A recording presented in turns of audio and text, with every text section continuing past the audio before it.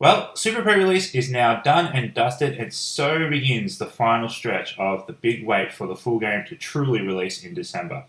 But now some of us are lucky enough to have cards to play with to take the edge off the wait.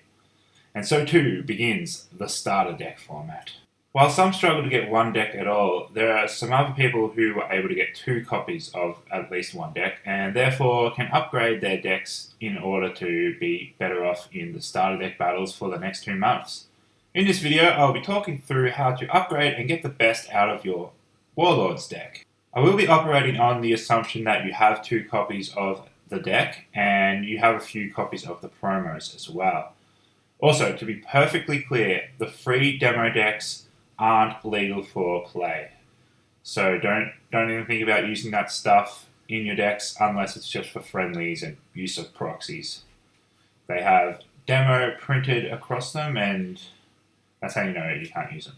The Warlords deck was a pretty strong choice for Super Pre-Release, but you could feel playing it how much better it could be once you could make some changes. And that time is now.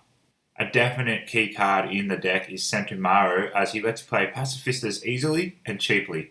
A great way of applying attacking pressure, so this is a must-have at 4 copies.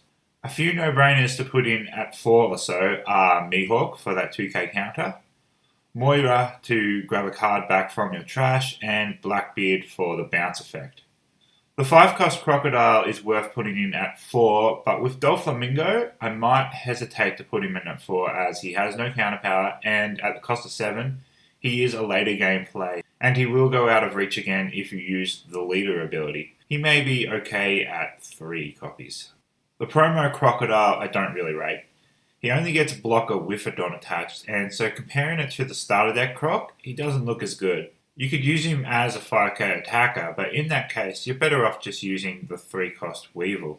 This card will be good later on, specifically in the Doflamingo deck, but for now, I think it's eh.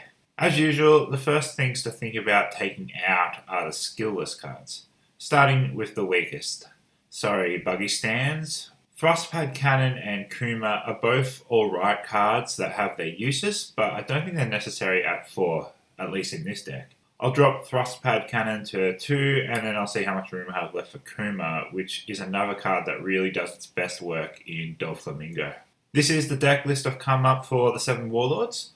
If you're after more advice like this on the other 3 starter decks, make sure to subscribe to my channel, Key Lessons, and you can also follow me on Twitter at Hacky Lessons. I'll see you soon.